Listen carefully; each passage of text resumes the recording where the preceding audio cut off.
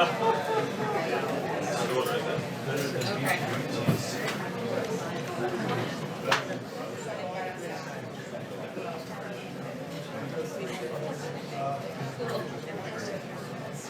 so now it seems like we still have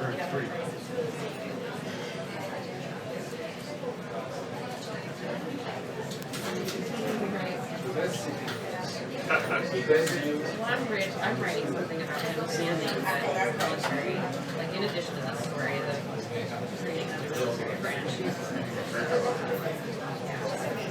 Well, he wants it. For much of the branch of the military in the United States. Yeah. So let's just go through this.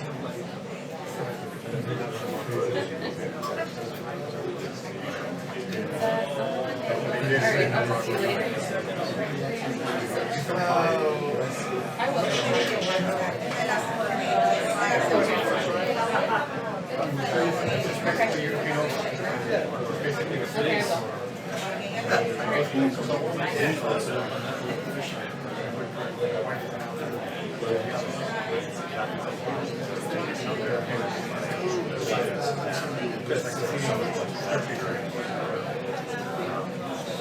Like I'm not lying.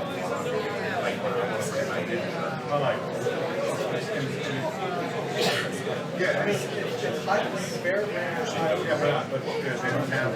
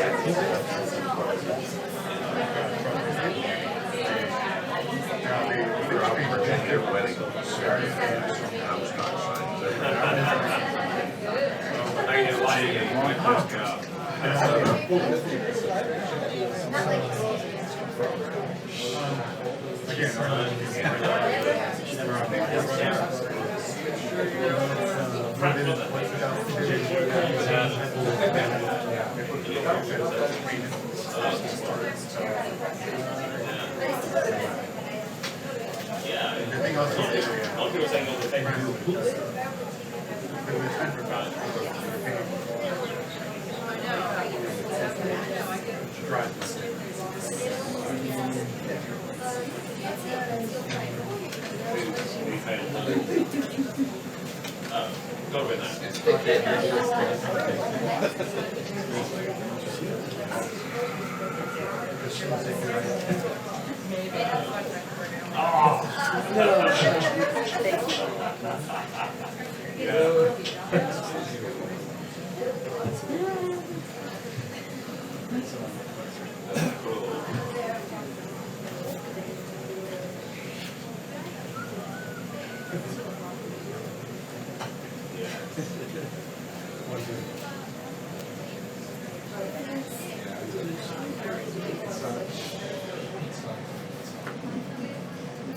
Thursday, 11 a.m. And then this is the first week that's on the 12th.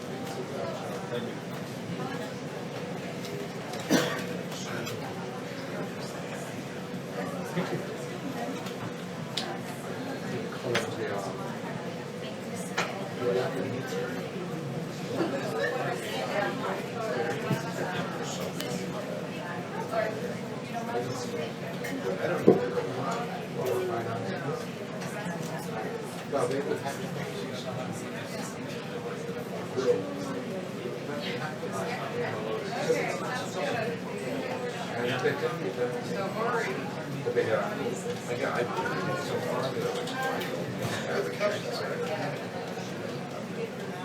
Yes.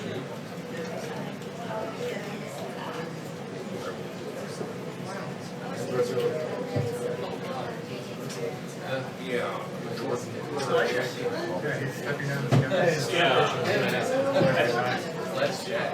Yes, I am. I didn't want to secretary of team. Wouldn't be surprised.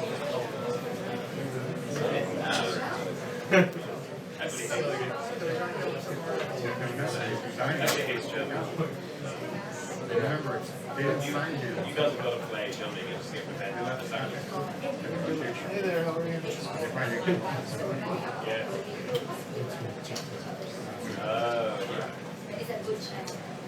That was still, I think, the greatest game I've ever seen.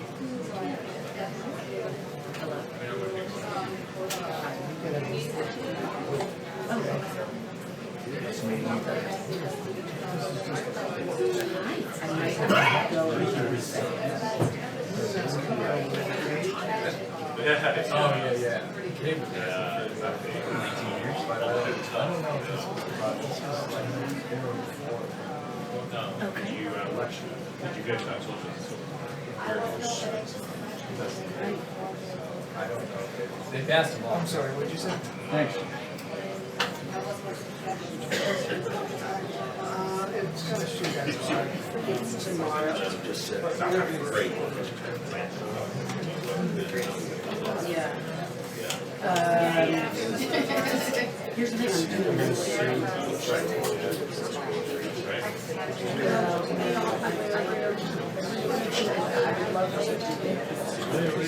yeah, let me, I would love to do it. I'd love to do it. Let me play it right after. Let me process it.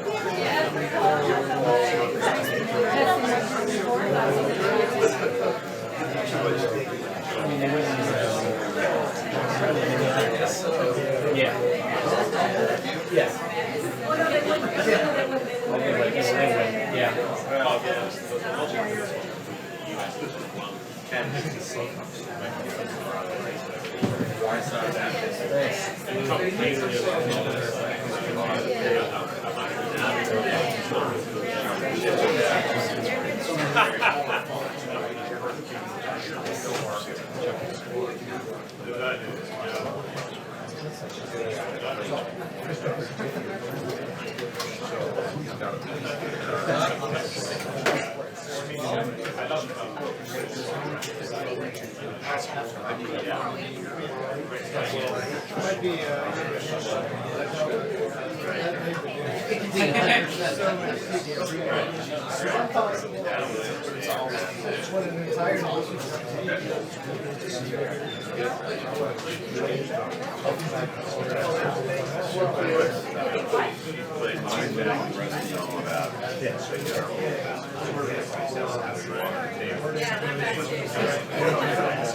Not many people do that, but there are people who did. Bitterness for the sake of card, not to know these things.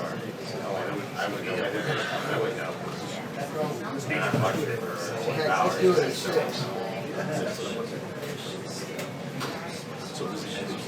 There's an etiquette, yeah, and I don't know what that is.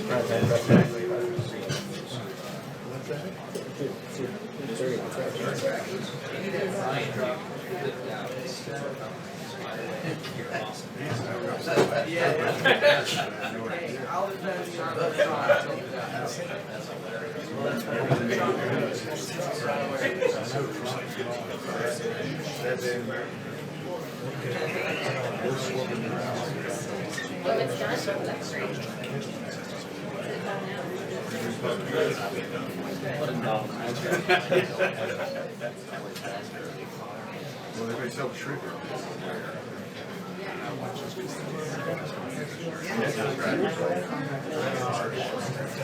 Well, maybe I think that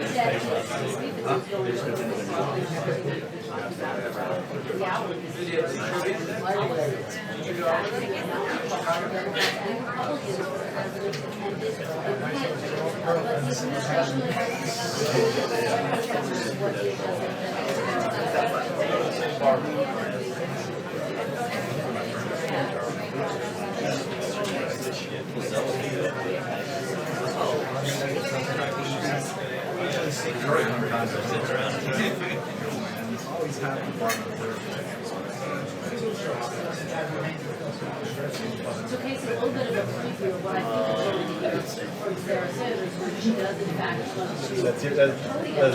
Bottom line, I think it's honestly that's why the president doesn't do what Lucy Graham has said he has the ability to do, and his policy now, after all, the president said he keeps the fact that he's a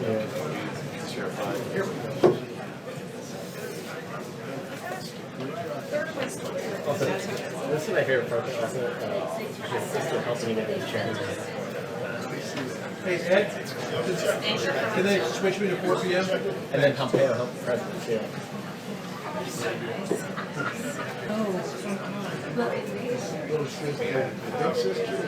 Little,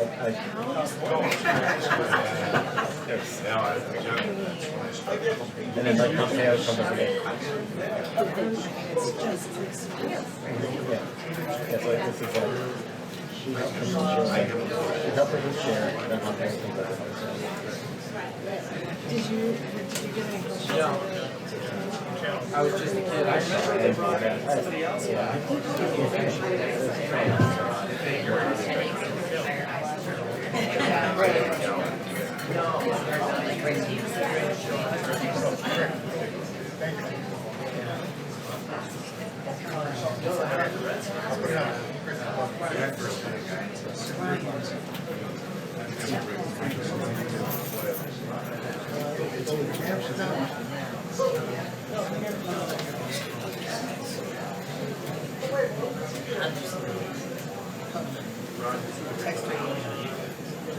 I just got texting. This is always trying to get So were you in that salary? yeah. That's good. Just going to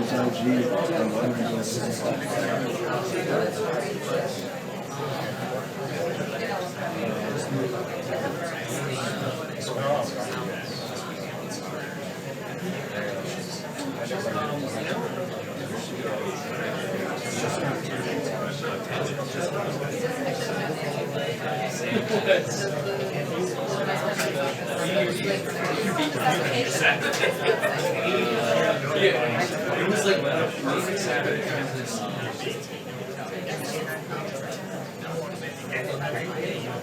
I did.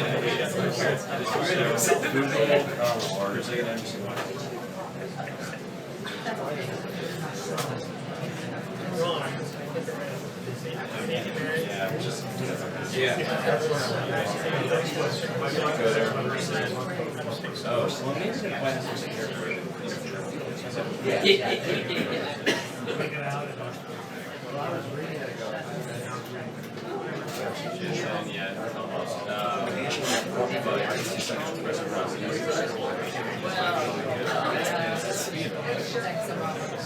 Right. This is the first time.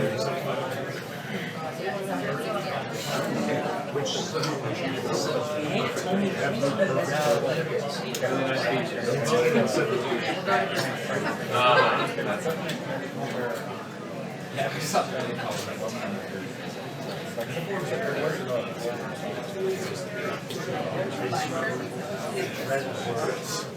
Right, that was it. You had to like switch your It's up to things that connect. There wasn't much like that. trust me, I don't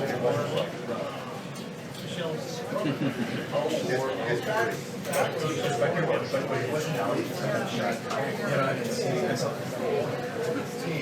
like it was a connection, and it makes sense when you look at it. But not on he said it a lot. And I remember we just come back in here. You leave now, you're gonna have to go on for right. Service order. Hey, hang on. I did.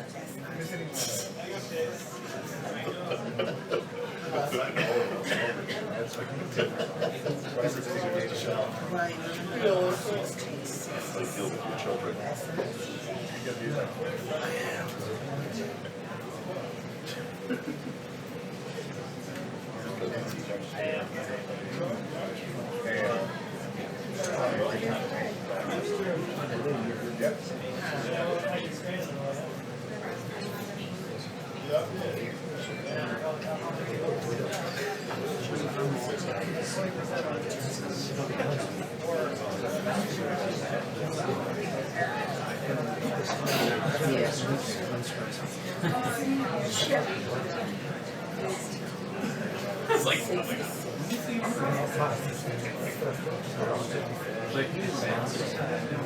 Yes, it is.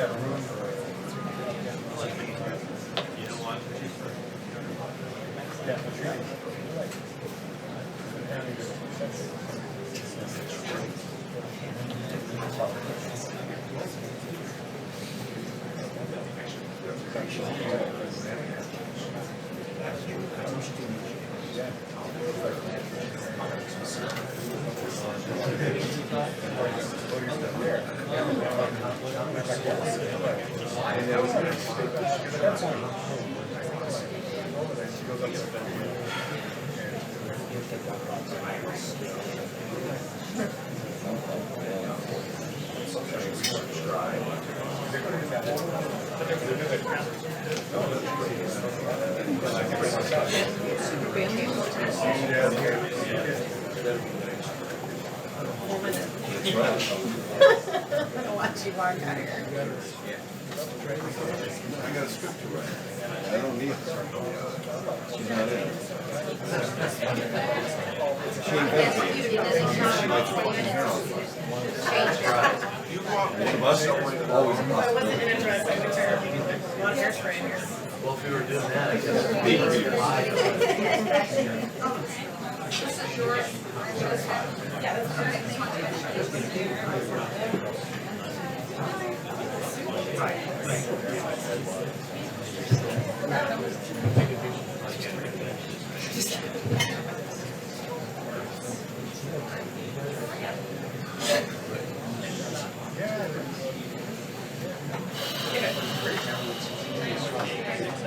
No, I was in Vegas.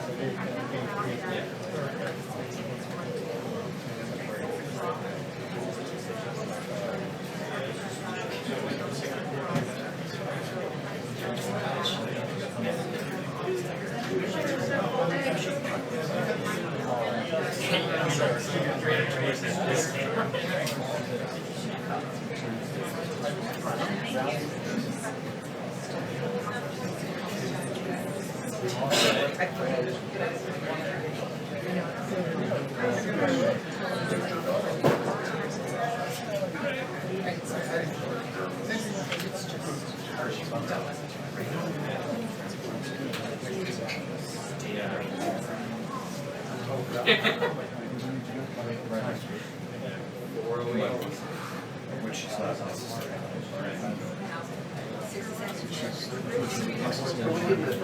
You got the first half done. I mean, I got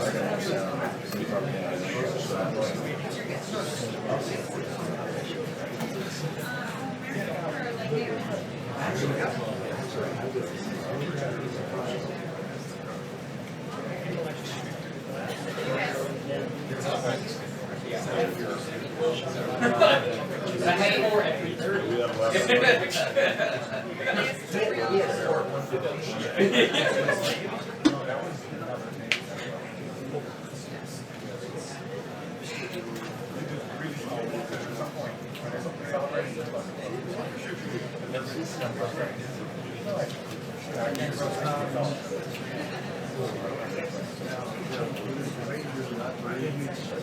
we ask why?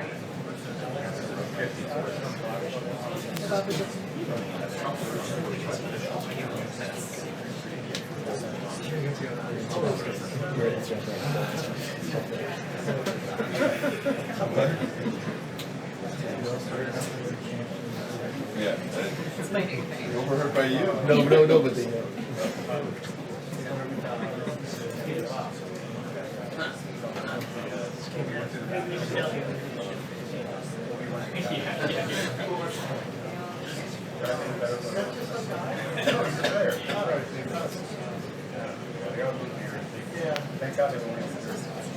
Maybe you got 1 minute.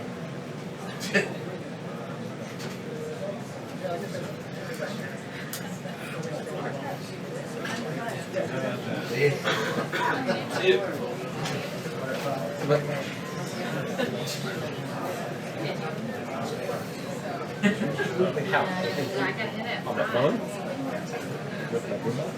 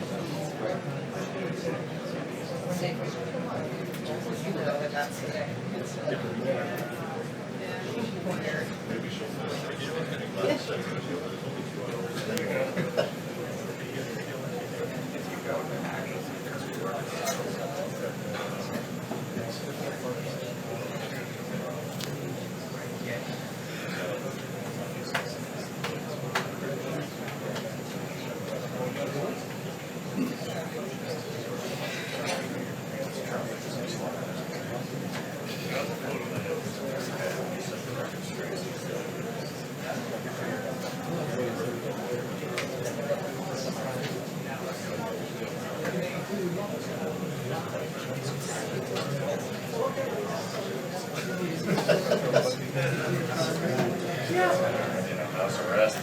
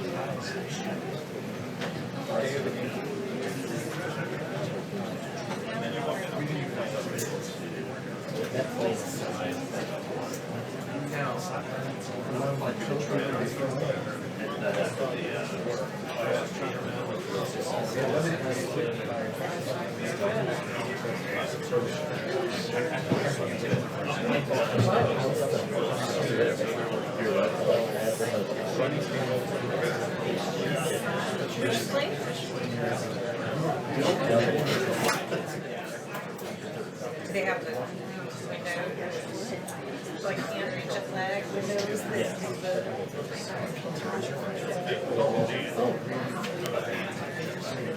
Okay, and I'm not sure, like, and I switched it's like they change the windows based on depending on the time of day. Yeah. So they can combine that. It is. You could look outside. That's what's the sushi place. Oh, Eric was talking about. Oh, you did that.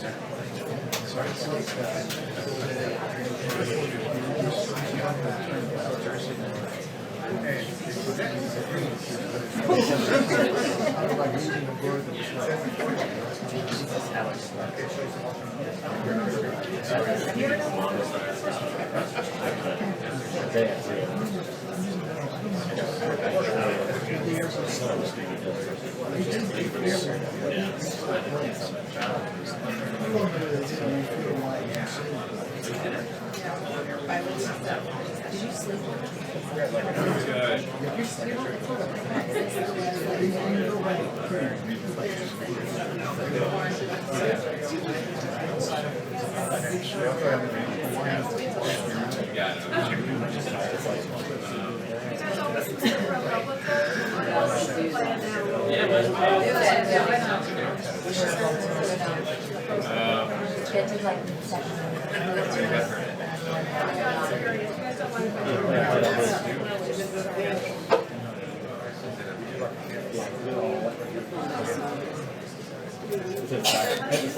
Slide it over.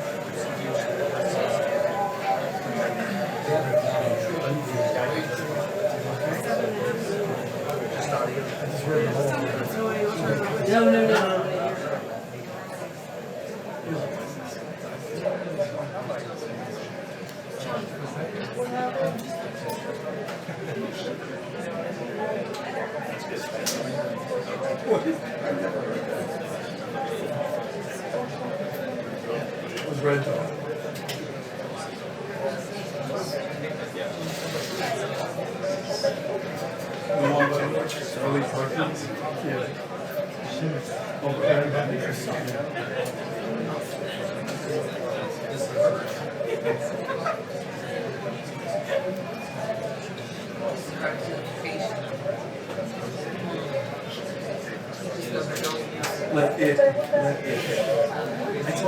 told you this. I saw you.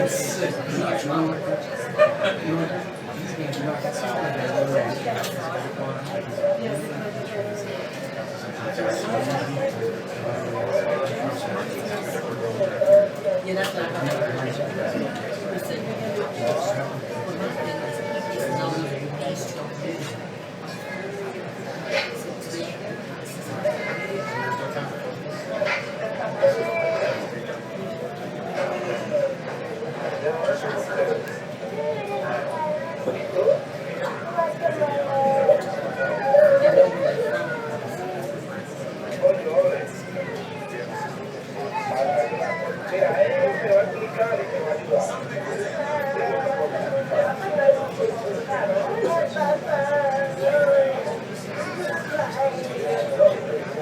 history was, that was Dickie's law. That was good. Hold on. And there was one line for right in that significant spot where it's like one sentence and Wow.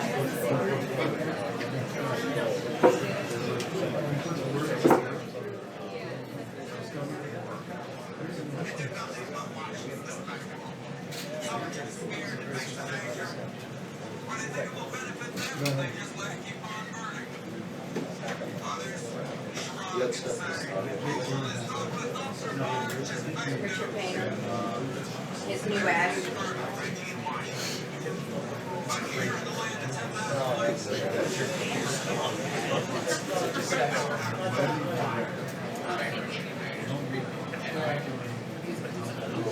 You know,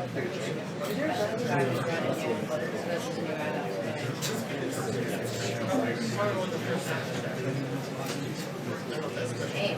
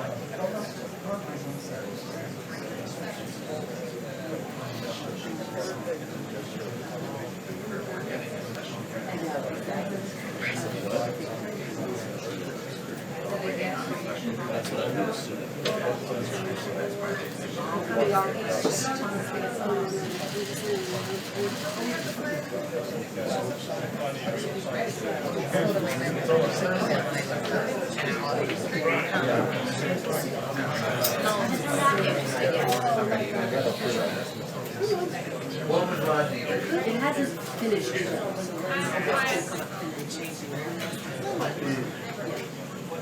Perfect. Okay, that's good.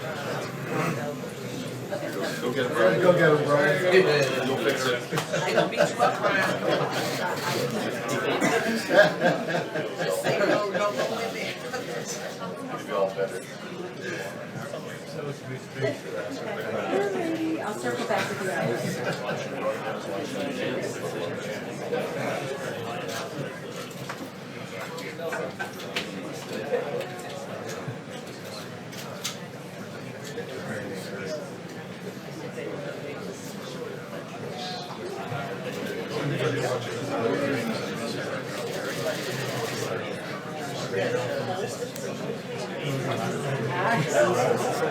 I do think we should try those things.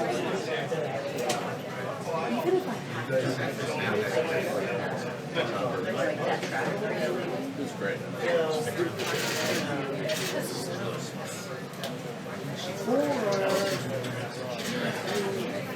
Oh my God.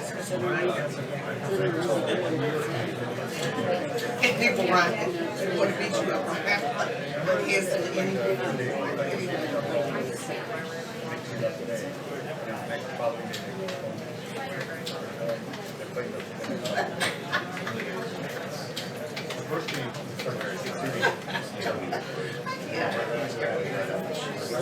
No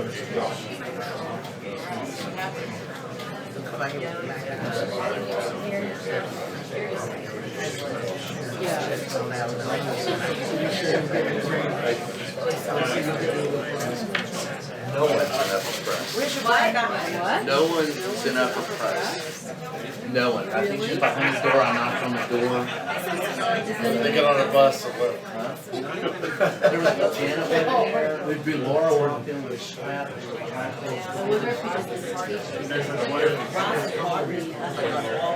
And the last word I heard was, "You'll know she's there when she walks in." Of course, we know what that is. I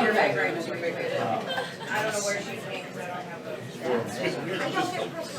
Hey, Brian. Yeah. Brian, next time you go see him, don't wear shoes. Pardon? Next time you go back, don't wear shoes. Next time I go back there, I'll take off my shoes. Yeah, right. That'll scare them out. I think that's what we're going to get to do. Yeah. I knocked on the door, nobody answered. Laura went back with Schlatt, or the closing door, I was walking up. And the only thing they said was, "You'll see her when she comes back." And then there was no one to express order. I said, "Well, it'll be over." Yeah, they played this morning.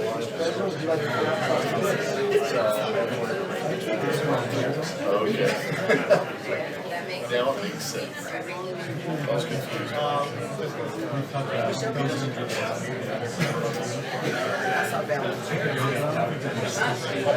Brian's going back, Secret Service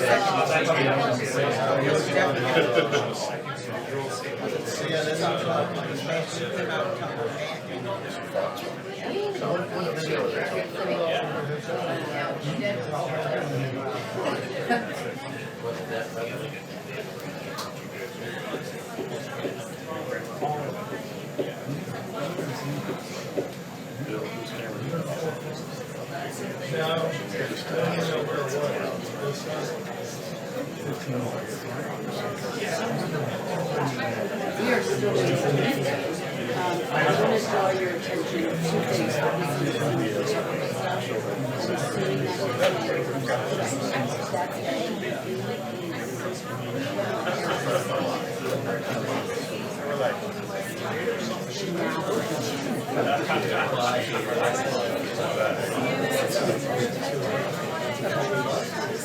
We had nothing.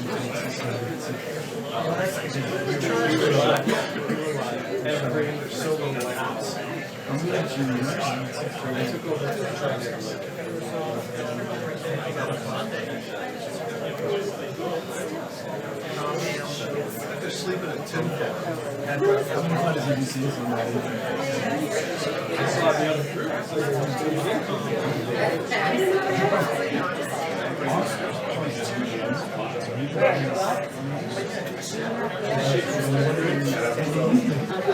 Jay,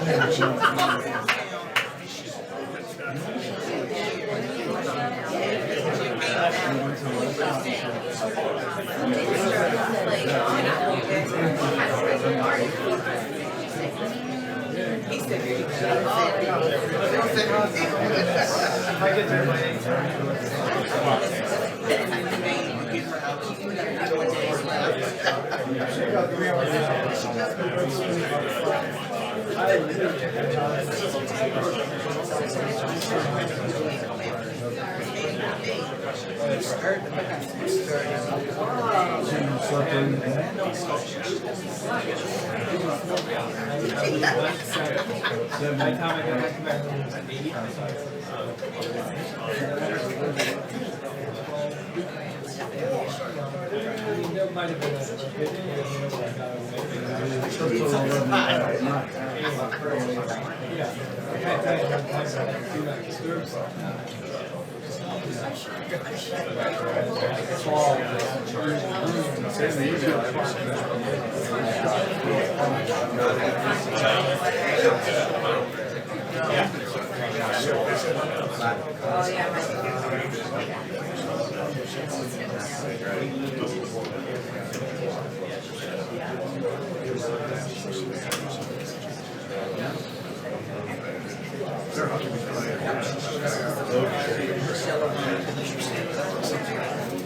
I'm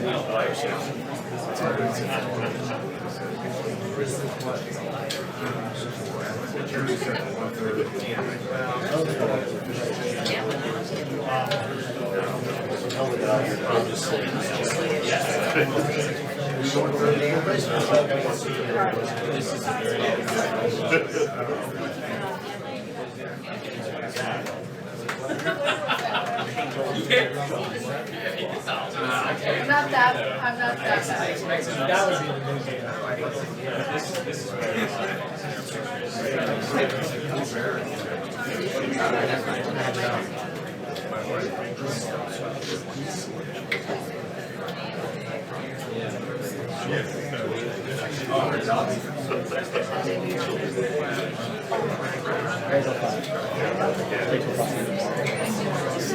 Nielsen saying something. Nielsen's right.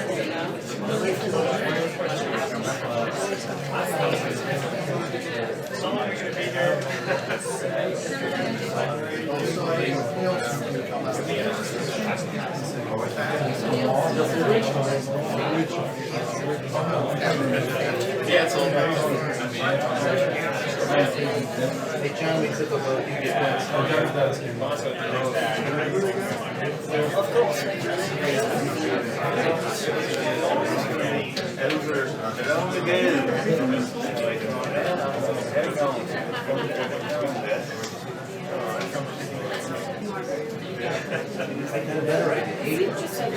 You get the brief.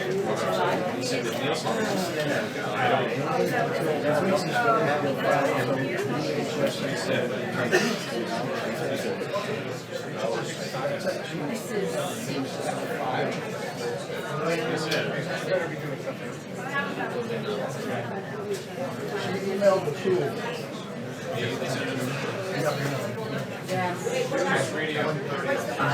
Nielsen's coming at 5. They're going to brief at 5 instead of 4. What? Wait, What? it's 5 o'clock now? It's 5 o'clock. Oh my God, something Who's they coming? get right now. We went from 4 to 5. Secretary Nielsen. They're trying to get their children. They're trying to go.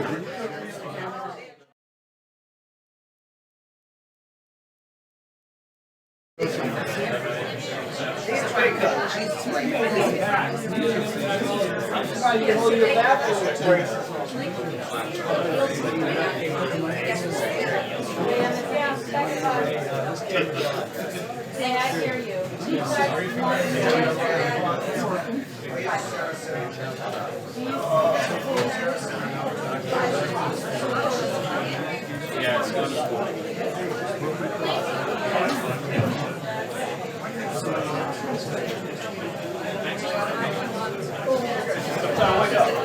Would you?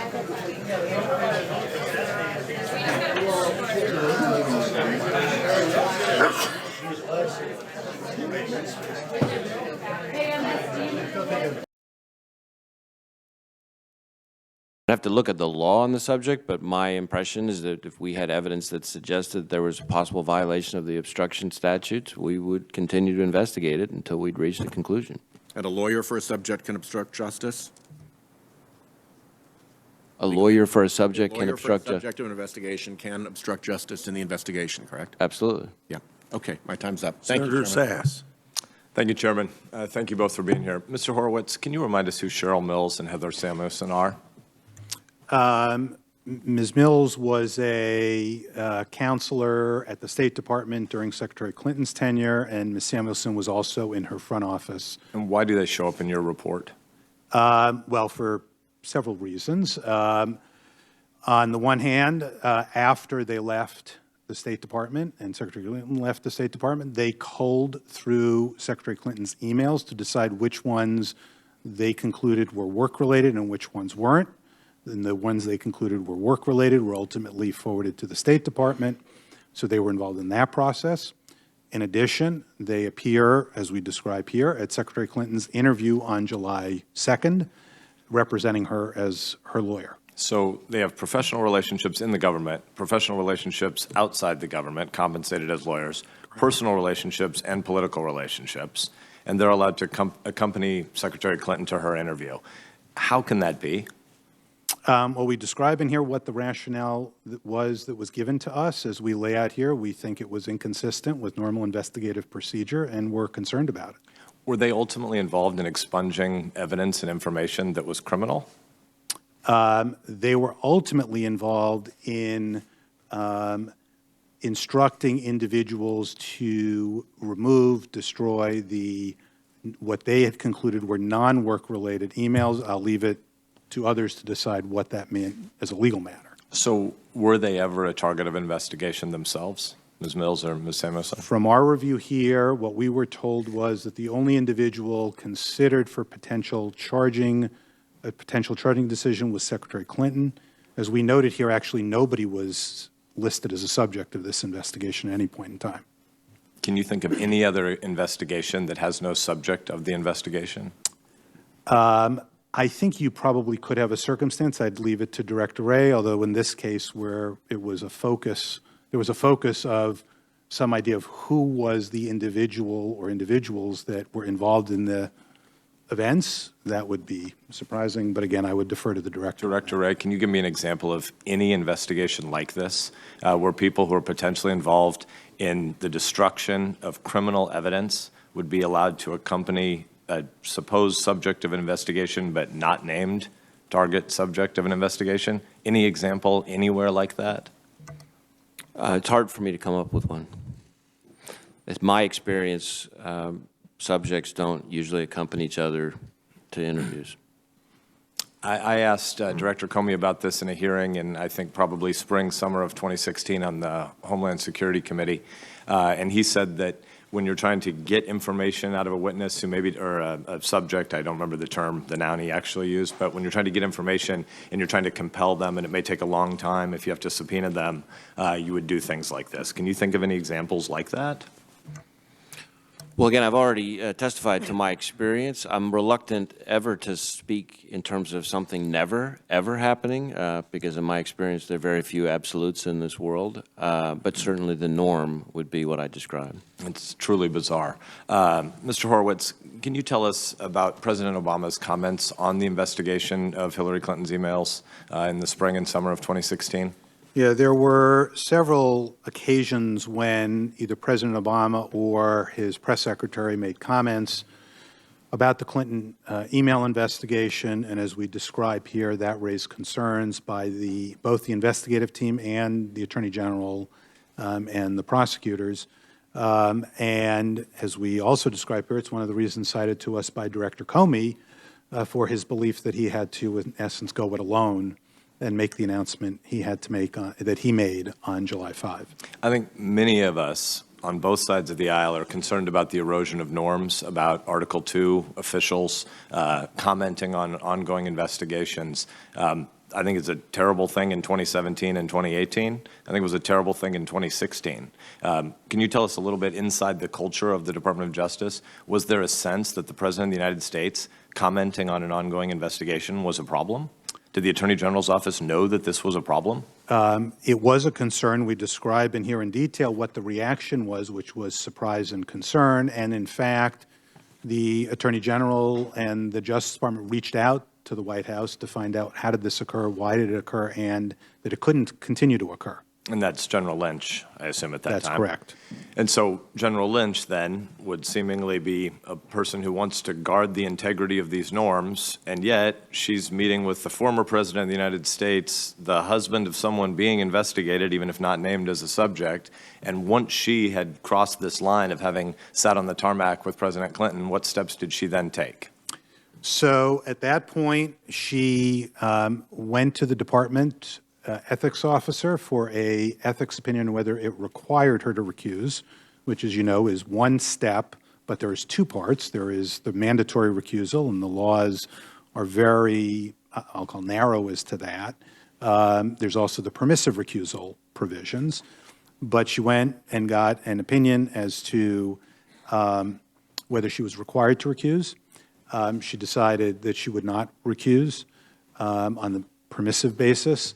And then publicly announced on July 1st what her role would be going forward. And as we described here, we found it confusing and unclear what she was telling the public her role would ultimately be, because on the one hand, she was saying that she, following her normal practice, would hear the recommendations and fully intended to accept the recommendation. On the other hand, was saying she would accept the recommendation. So not clear what that meant, since there are potential conflicts between those two.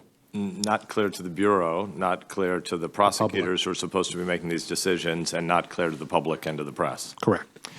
Shifting gears, I only have a little bit of time left. Director Wray, you've said you're going to institute new training about leaks inside the Bureau. Kudos, thank you. It's clearly necessary. Can you give the layman's summary on what individual FBI officials and FBI agents are allowed to talk to the press about? When and why? It's hard to put it all in one thumbnail. Certainly, there are things like got to stick within the charging documents, as we talked about before. Wouldn't talk about ongoing investigations publicly. But I think there are situations where we would talk about, an arrest that's been made, for example. You often see an SAC in a field office do a press conference together with partners announcing an arrest.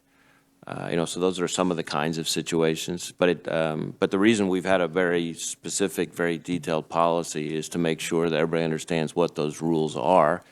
And one of the things that's clear to me is that now, having put the new policy in place, we need to pound home the importance of following that policy. I want to be in a situation where everybody in our organization understands exactly what the rules are, so that A, the 99.9% of them that follow them, and B, the remaining percent, it's very easy to pursue an appropriate investigation and discipline if that's what's warranted. The chairman's going to gavel me out, so let me just say, Director Wray, we're glad you're there. Your agency is incredibly important to the American people, and there's been a massive breach of public trust, and it needs to be restored, and I think there are a lot of people pulling for you in your calling. Senator Arano. Thank you, Mr. Chairman. Mr. Horowitz, you just testified just now that President Obama's comments about the Clinton investigation in 2015 caused you concern. So you must be very concerned about President Trump's ongoing comments about the current Mueller investigation, including his thoughts about his pardon powers. What I said was, as we laid out here, the comments of President Obama at the time were of concern to the people doing the investigating. So frankly, what we were looking at is what individuals told us. I'm not going to speak to what the reaction would be in the FBI or elsewhere with regard to current concerns. Frankly, the director can speak to that question better than I. So, Director, do you have concerns about the President Trump's ongoing comments about the Mueller investigation, including his use of his pardon powers? Senator, there are an awful lot of opinions being expressed out there on an awful lot of topics about our work. What I try to make sure our folks are focused on is the work itself and following the rules. And I will add that there's a reason why I always say that we are going to do our work independently and objectively, no matter who likes it. Thank you. That's very reassuring. Unfortunately, these kinds of ongoing comments do sway the public. When Director Comey came before this committee on May 3rd, and he was fired on May 9th, some of us on this committee, including myself, questioned why he made all those derogatory and highly prejudicial comments about Hillary at his press conference in July. So, Director Wray, I want to make sure, commenting publicly about unchargeable conduct is not FBI policy then or now, correct? Senator, I'm not aware of any policy that permitted it at the time, but as I said, we're working on policies to make even more clear things that may have been less clear before. Good, thank you.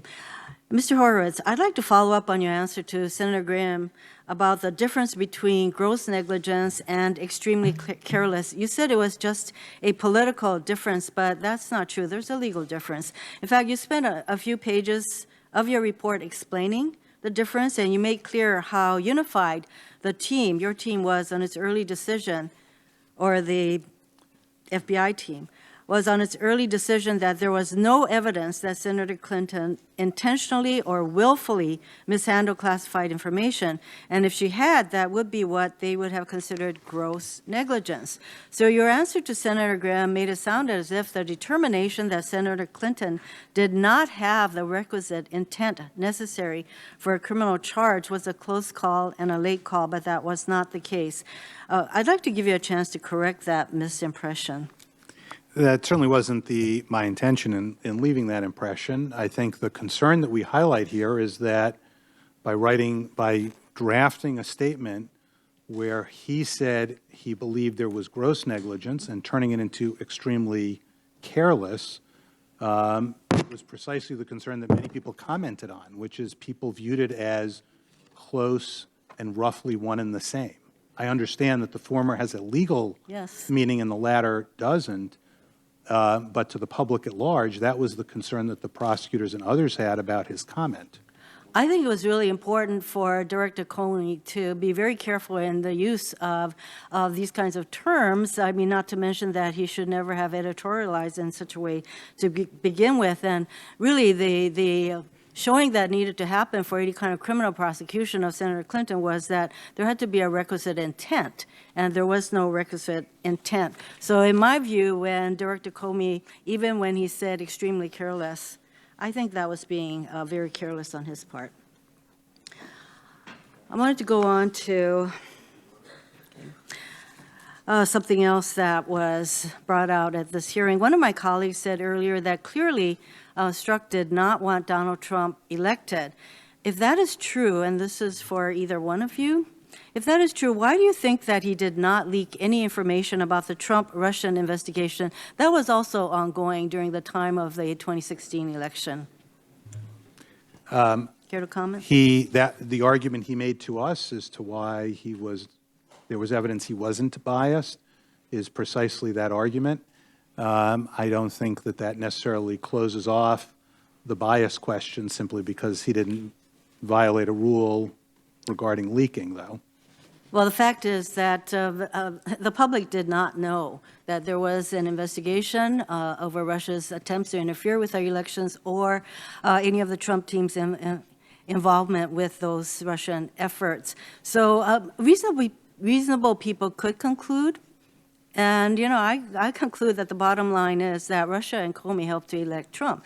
And Russia did its part by sowing discord among Americans, spreading lies about Hillary Clinton, and offering help to the Trump family and campaign at every turn. And Comey pitched in by keeping the FBI investigation into the Trump-Russia situation a secret, while publicly trashing Secretary Clinton in July and reopening the investigation in late October, even though Comey knew about the Weiner emails a full month before finally coming out with publicly that he was going to basically reopen the Clinton investigation.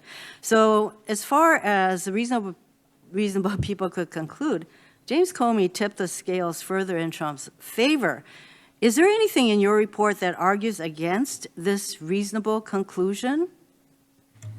Senator, we don't go into the impact that had on the election. That's not something we would even have any ability or expertise to. I'd say reasonable people could conclude that Russia and Comey helped to elect President Trump. And in fact, during the time of the election, candidate Trump, was very happy with what was going on with Comey, and in fact invited the Russians to engage in further efforts to go after Mrs. Clinton.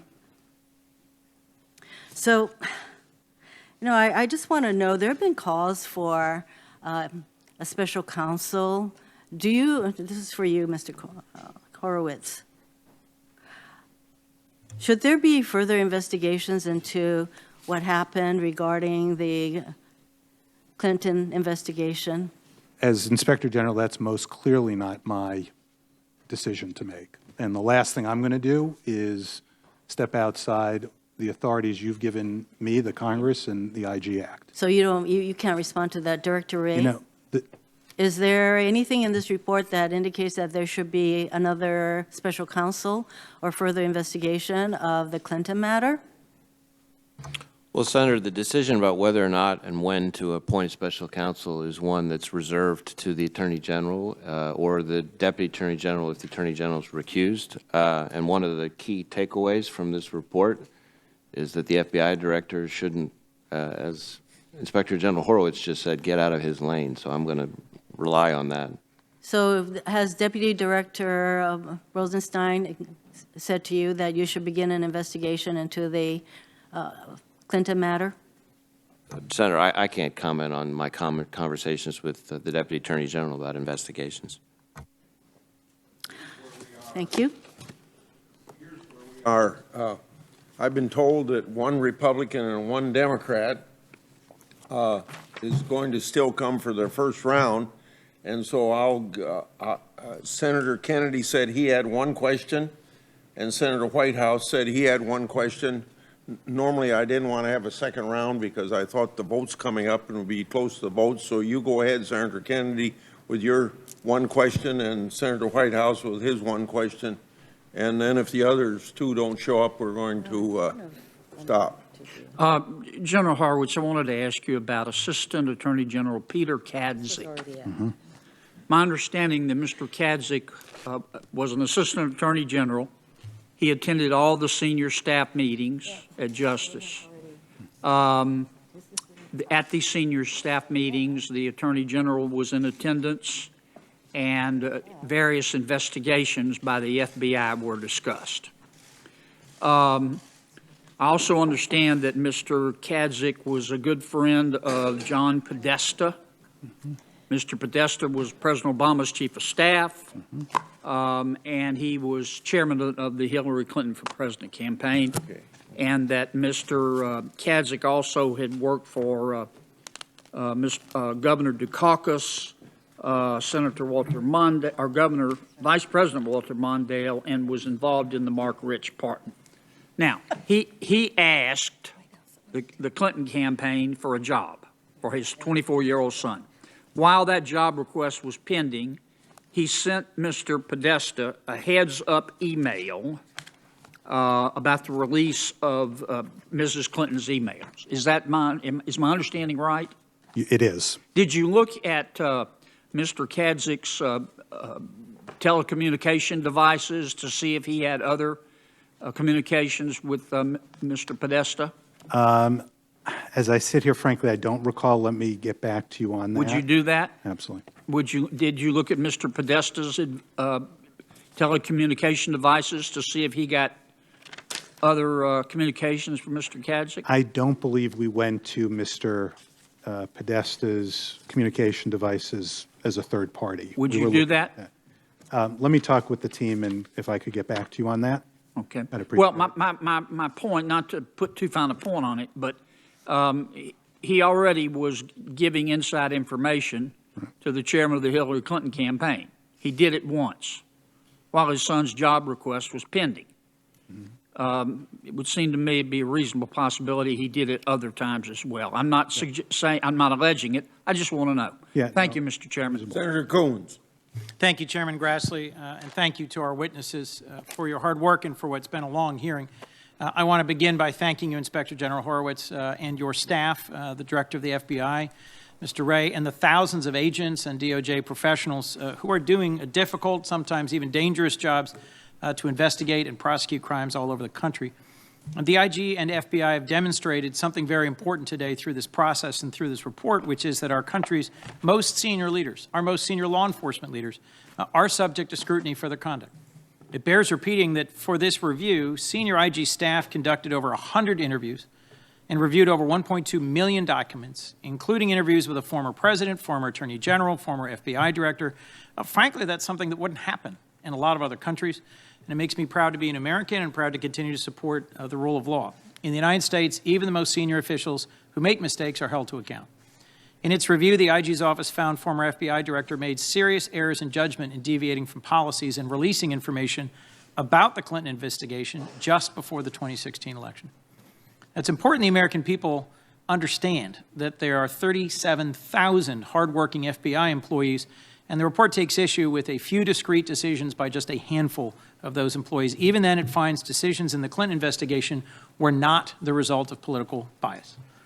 I'm encouraged that DOJ and FBI are prepared to learn lessons from this report. One conclusion stood out to me. The IG found that FBI policies are, and I quote, most important to follow when the stakes are the highest and when the pressures to divert from them the greatest. Those include policies to avoid interference with ongoing investigations and even the appearance of a political bias. Director Wray, I've expressed time and again that I'm concerned the Department of Justice is being pressured to release information to Congress that could compromise the special counsel's ongoing investigation.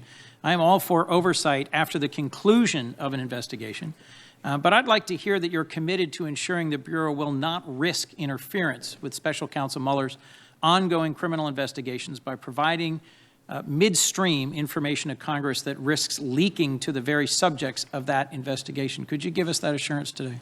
Senator, while on the one hand we are of course committed to cooperating with legitimate congressional oversight, and that's an important part of our responsibility, we are also committed and obligated to protect the integrity of ongoing criminal investigations, not just the one you mentioned, but others. We're also obligated to protect sources and methods.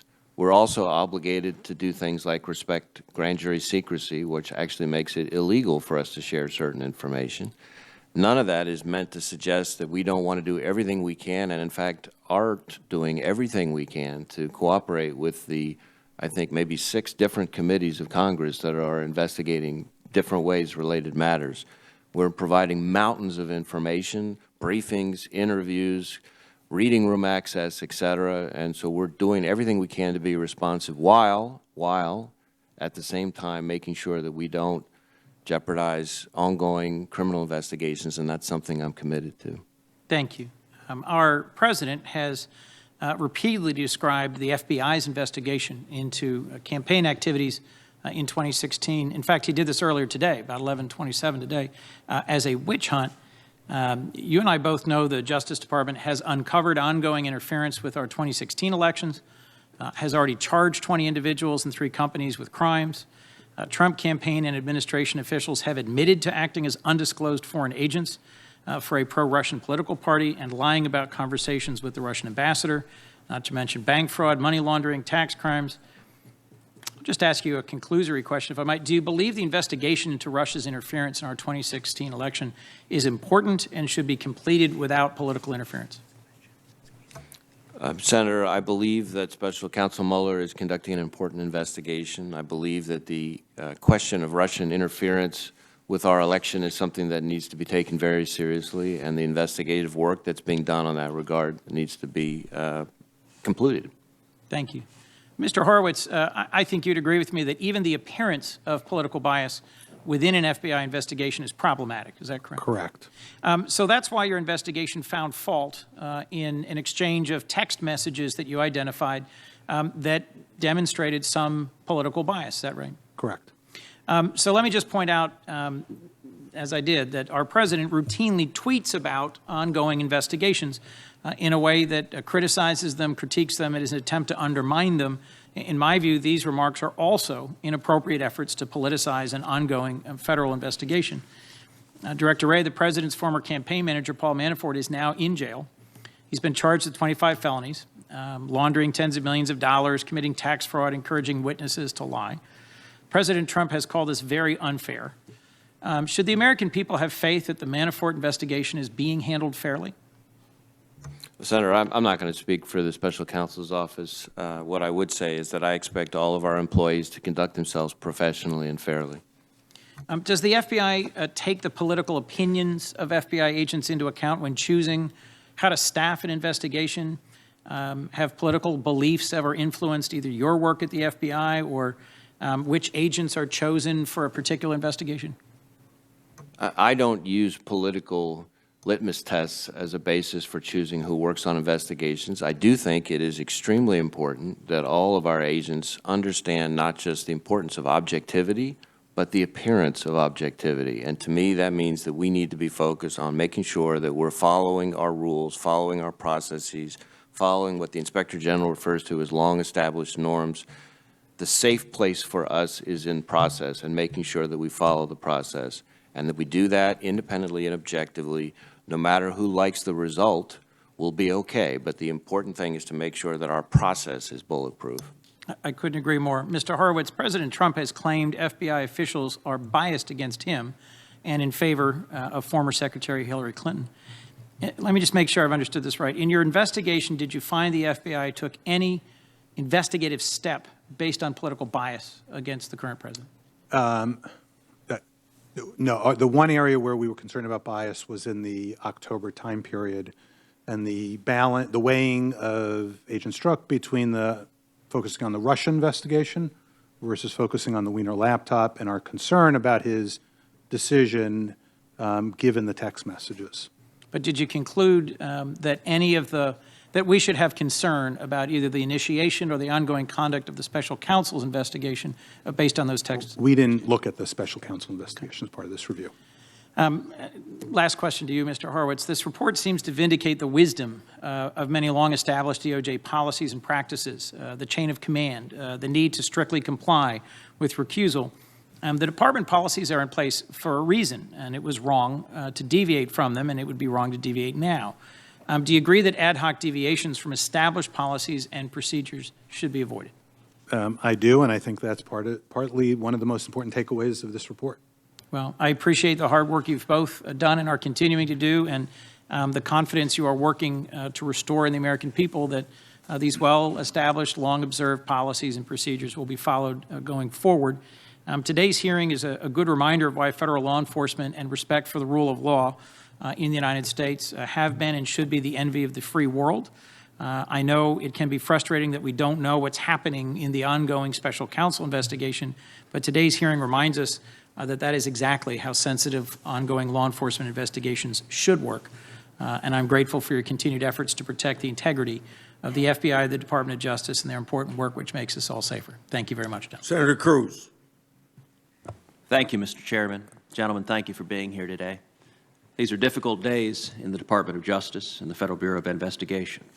Both the Bureau and the Department have long, decades-long, in the Department's case, centuries-long traditions of fair and impartial administration of justice.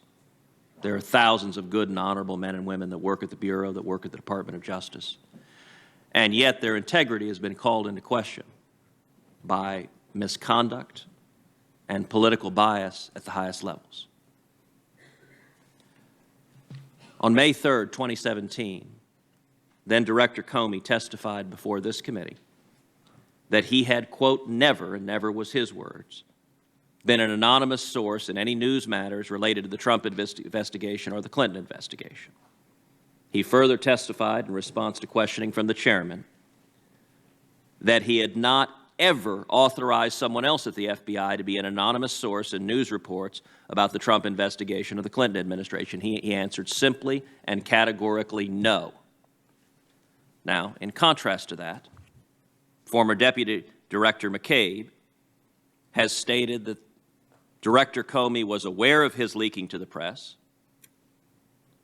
Moreover, his lawyer says he has email records that demonstrated Director Comey was aware of his leaking to the press all during the time it was happening. Both of their statements cannot be true. It is not possible, logically, for Director Comey to be telling the truth and for former Deputy Director McCabe to be telling the truth. So, Director Wray, tell us, which one is telling the truth to the best of your knowledge? Senator, unfortunately, I can't answer that question because of an ongoing matter.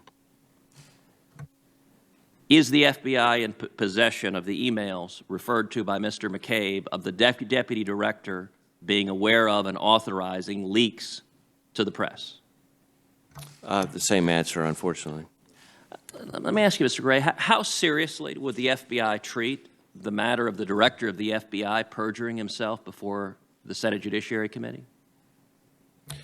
Well, Senator, as the current Director of the FBI testifying before the Senate Judiciary Committee, I take the obligation to tell the truth extremely seriously, and I would expect our organization to do so as well. Well, I would hope you would take as seriously the fidelity to law of prior directors. And one or the other is not telling the truth. I don't know which one is telling the truth and which one is lying, but if there are email indicia that either demonstrate Deputy Director McCabe was telling the truth or Director Comey was telling the truth, this committee and the American people need to know. And simply saying an ongoing investigation means we'll never know who lied to this committee. That's not acceptable, I believe, either to this committee or to the American people. Well, Senator, one of the central takeaways from the Inspector General's report that's at issue today is the importance of following long-established norms in the department, which includes commenting on pending matters in front of Congress or otherwise publicly. And so I don't believe that it would be appropriate for me, no matter how tempted I might be to answer your question, to deviate from those norms in one of my first acts as director. Director Wray, let me understand which pending matter you're referring to. The Clinton email matter is closed, is that correct? Yes. Well, there's no allegation that this is under the scope of the special counsel. This has nothing to do with Russia collusion or anything else. This is a question of did the director of the FBI perjure himself to this committee? That's not within Special Counsel Mueller's jurisdiction, is it?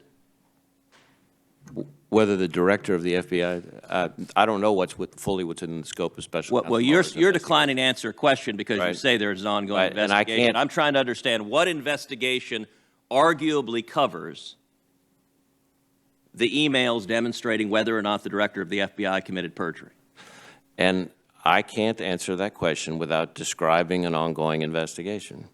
So it's your position you're not going to describe any investigation, but you'll decline to answer any questions because there might be some investigation that might implicate it? No, what I'm testifying to is that the questions you're asking, I know for a fact, implicate matters that I can't describe without implicating an ongoing investigation. All right, let's shift to Mr. Horowitz. Let's go a little bit deeper into the issue you brought up with Senator Coons about the potential of bias in the investigation. Your conclusion was that the agents involved in the conduct, quote, brought discredit to themselves, sowed doubt about the FBI's handling of the investigation, and impacted the reputation of the FBI. There were approximately 15 full-time agents and analysts staffed on this investigation. Is that correct? I don't, as I sit here, I'm not sure the exact number. It could well have been that number. It was a lot and probably around that number. And Deputy Assistant Director Peter Strzok was assigned to the investigation in August of 2015 and was placed in charge of supervising the day-to-day operations. My understanding is he was, in essence, leading the investigation. So the agent leading the investigation, is it true that during the period of the investigation in late 2015 and in 2016, when Mr. Strzok was in charge, he used an FBI device to call President Trump a, quote, effing idiot, although I don't believe he abbreviated it, a loathsome human, and a disaster? Correct. Did he also say multiple times that Donald Trump, quote, cannot be president? Correct. And on August 6, 2016, when FBI counsel Lisa Page said to Strzok that, quote, maybe you're meant to stay where you are because you're meant to protect the country from that menace, meaning President Trump, did Mr. Strzok reply that I can protect our country at many levels? He did. And 2 days later, when counsel Lisa Page asked Mr. Strzok whether Donald Trump would ever become president, did Strzok reply, quote, no, he's not, will stop it? Correct. And is it true that there are many similar statements by Mr. Strzok in the report? That's correct. And indeed, you could go on to August 15, 7 days later, which was of concern to us as well, referencing an insurance policy.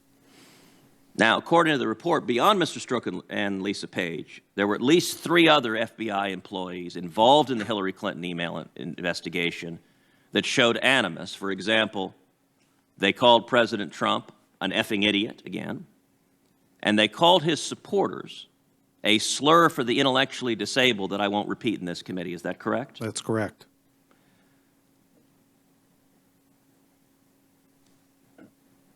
Does any of that conduct give one confidence in fairness or impartiality in the enforcement of justice?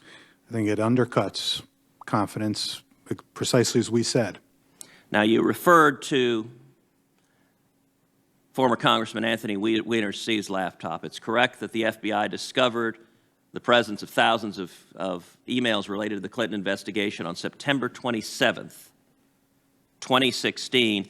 How long did Deputy Director McCabe and Director Comey know about the emails that were potentially relevant to the Clinton administration and did absolutely nothing about it? So Deputy Director McCabe was aware on September 28th, the next day, and was notified on multiple ways and multiple occasions, as well on September 29.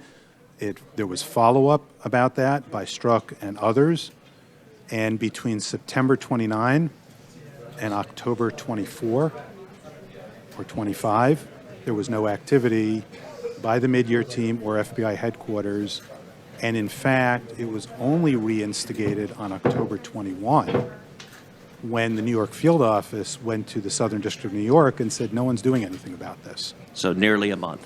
Nearly Thank a you, month. Mr. Horowitz. And I'll just to clarify also, if I could, it's unclear exactly what and when Director Comey knew, because there is testimony from Deputy Director McCabe, that he briefed him on it somewhere in that late September, early October time period, but he also referred to it as a flyby briefing. And I think in an area like this, you need to be careful, as I'm guessing Director Wray could testify to. When you're managing 37,000 people, it's unclear whether it's fair to hold someone accountable in that position if they only got a flyby briefing. So that's why I'm hesitant to speak on that. Thank you. I think you folks can be out of here in 5 minutes. First of all, I'd like to introduce a chronology of events about the Clinton investigation and background documents into the record to supplement the Inspector General's report without objection. So ordered. I have just one short question for Mr. Wray. Mr. McCabe's attorney said that he can't turn over certain emails, the same emails mentioned by Senator Cruz, because he doesn't have them and because of a non-disclosure agreement. We have a copy of that agreement, and it does not contain legally required language to notify the employee of exceptions that protect disclosures to Congress and others.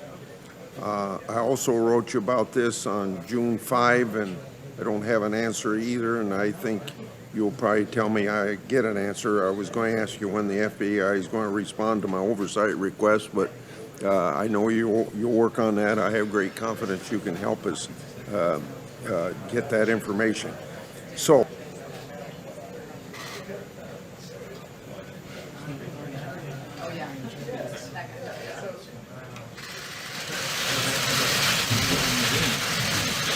good afternoon.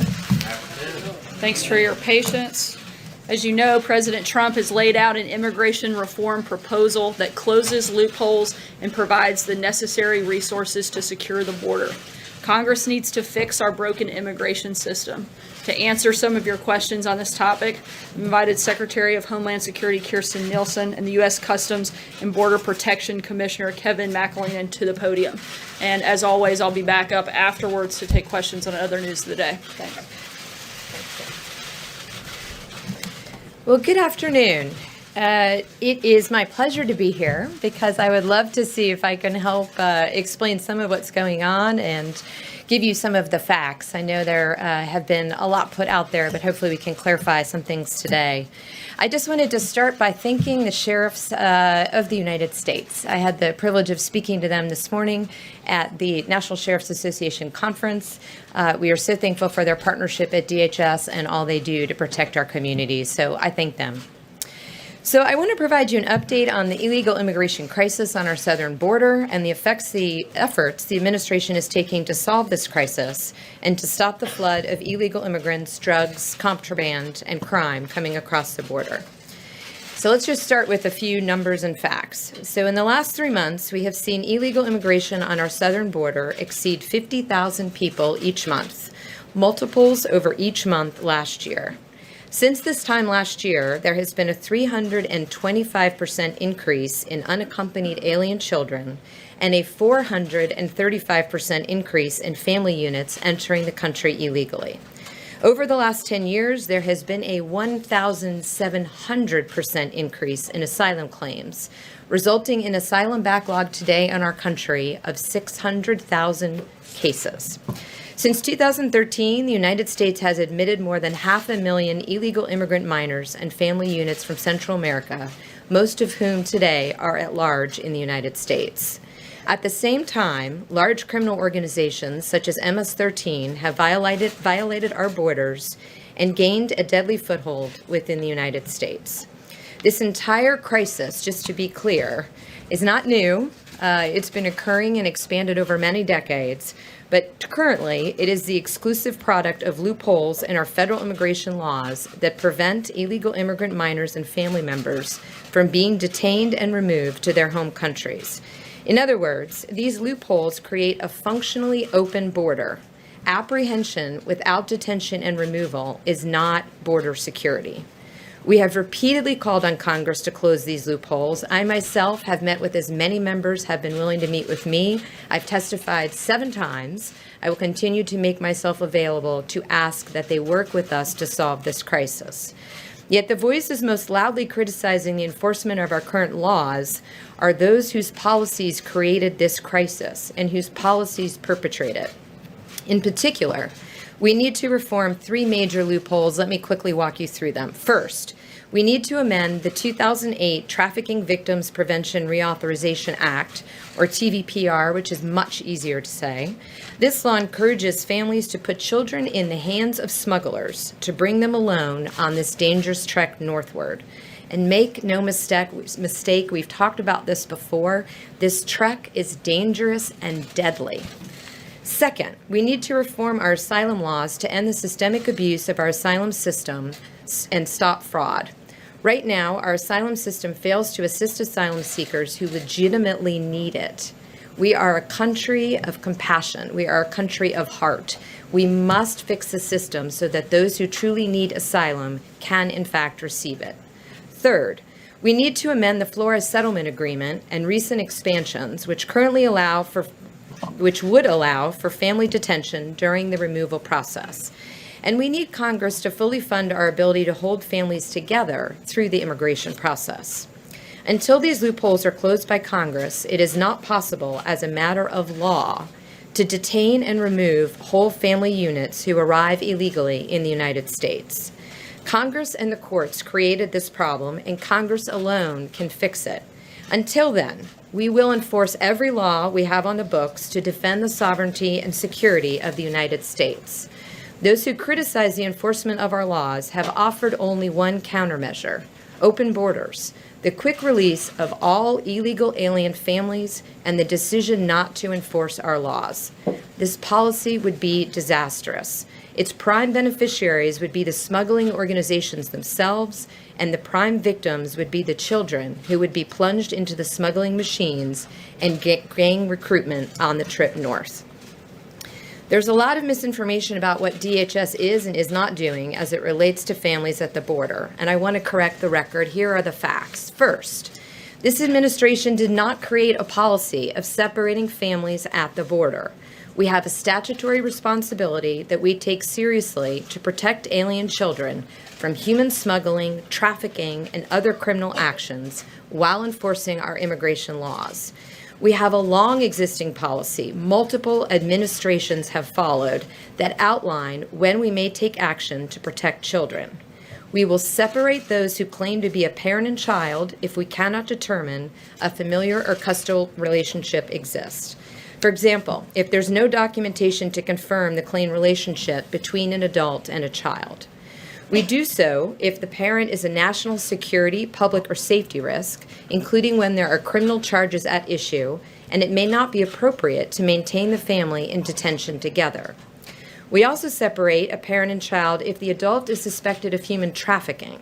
There have been cases where minors have been used and trafficked by unrelated adults in an effort to avoid detention.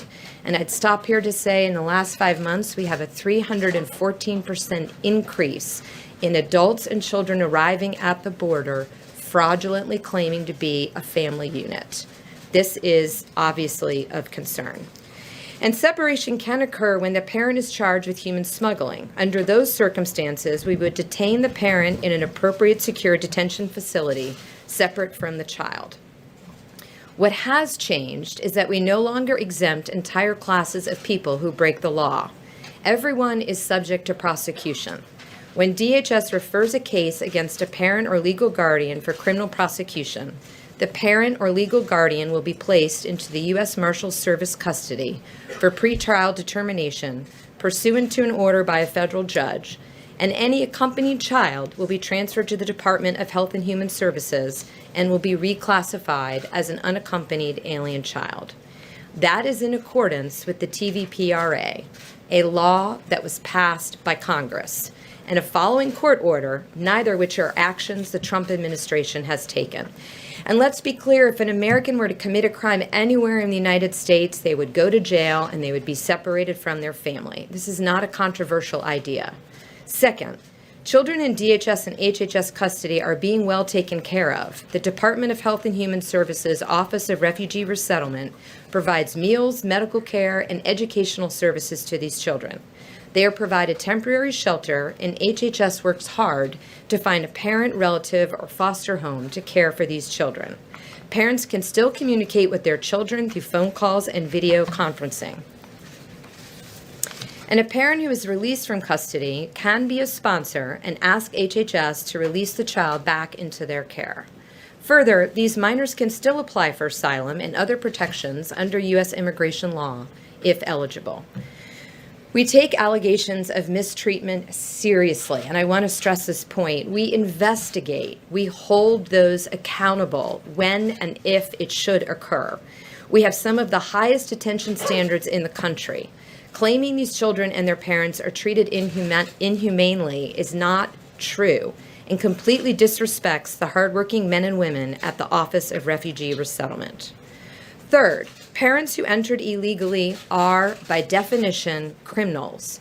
Illegal entry is a crime as determined by Congress.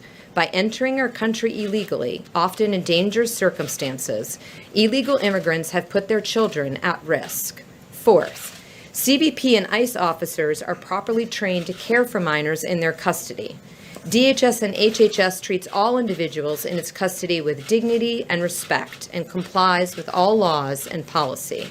This reinforces and reiterates the need to consider the best interest of the children and mandates adherence to established protocols to protect at-risk populations, to include standards for the transport and treatment of minors in DHS and HHS custody.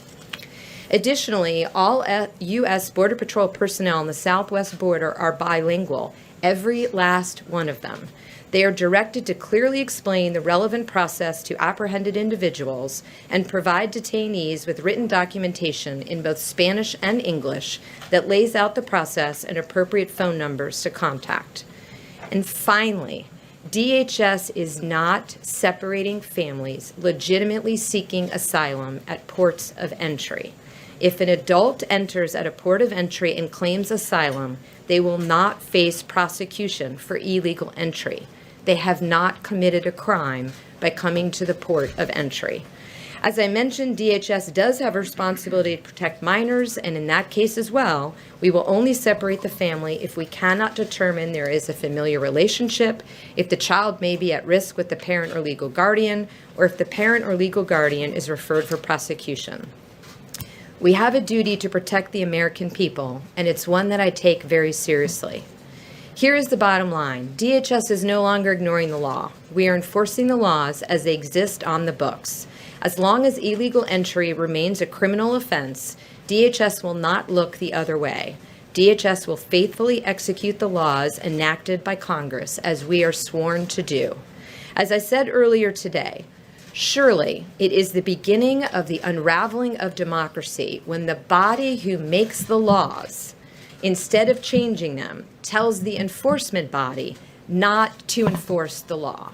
I asked Congress to ask this week so that we can secure our borders and uphold our humanitarian ideas. These two missions should not be pitted against each other. If we close the loopholes, we can accomplish both.